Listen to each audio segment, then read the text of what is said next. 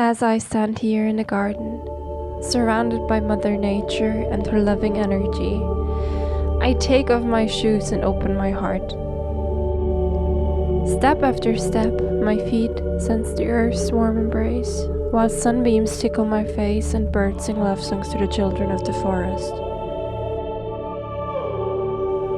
The soft breath of the wind first caressing my skin, my hair, and then my lungs tells me I'm home after a long journey away.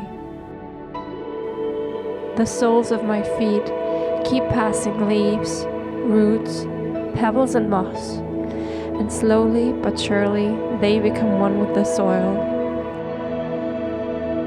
Through my feet, Mother Earth climbs up the legs, my spine, and eventually reaches my whole body.